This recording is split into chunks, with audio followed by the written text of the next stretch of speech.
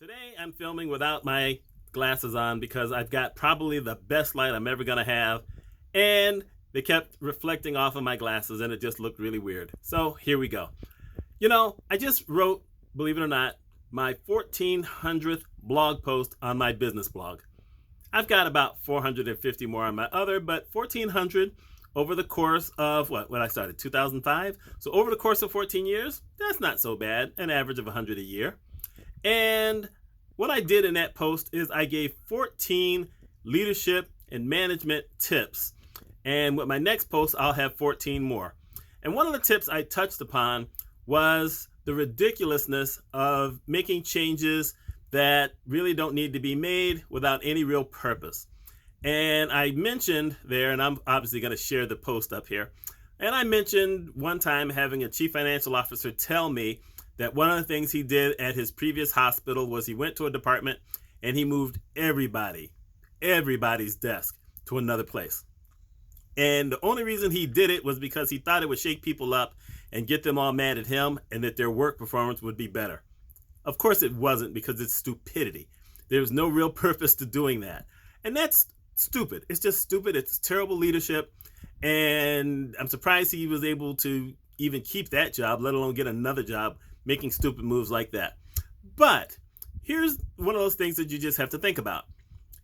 In today's world, you have to be willing to make changes. Actually, you needed to be willing to make changes in the previous world as well. But, even director level people like I was didn't have the ability to make the kind of changes that you do today. Today, there's a lot more specialists who end up in upper management who really don't understand what's going on in the departments. I hate to say that, but it's true, at least especially in healthcare. So it lets directors be a little bit more free to make changes or to do different things with personnel. For instance, when I got in, there was no such thing as job sharing. When I got in, you got 3 sick days a year. Now think about that. I worked in hospitals. How stupid is that? And what happens if, which happened to me, you have employees that have multiple kids? It's just stupid leadership, stupid rules. So you have to be able to make changes. But here's the other thing. Even though you have to be willing to make changes for your department to make things better, to keep up with technology, to keep up with knowledge and everything else like that, you have to find ways to sometimes change your leadership style, but retain the things that you've always done.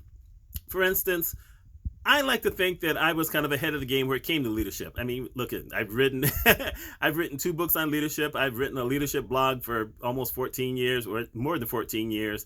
I used to help my departments write manuals, or my hospital write manuals on leadership for new managers and whatever. So I know a lot about it. And there are certain things that you have to have in your repertoire if you're going to be a good leader.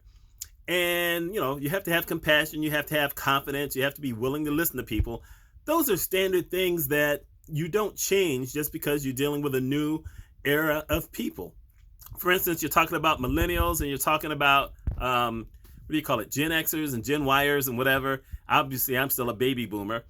And yes, you have to learn how to go with the flow when it comes to dealing with different generations, because they've grown up with different, I don't want to say morals because that's not quite it, different work ethics, different ways of seeing things. For instance, in my day, a lot of people thought you got a job and you stayed there 30, 40 years.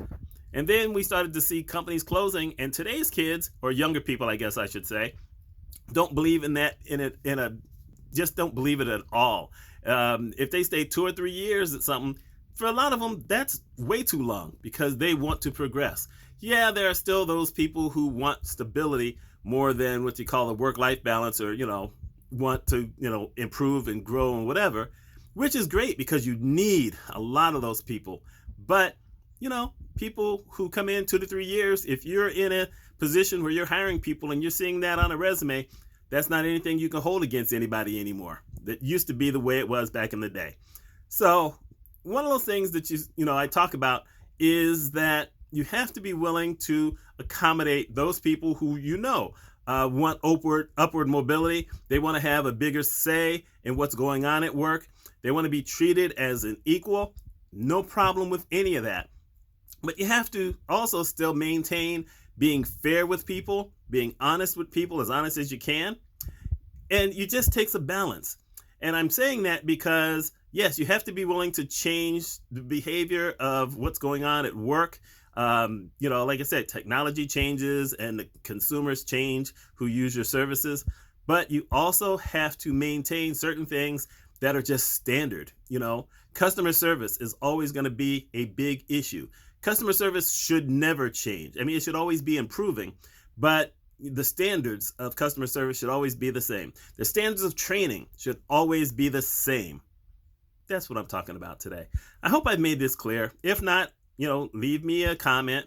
And if I have, give me a like, give me a comment, and subscribe to the blog. My name is Mitch Mitchell. I hope you have a wonderful day.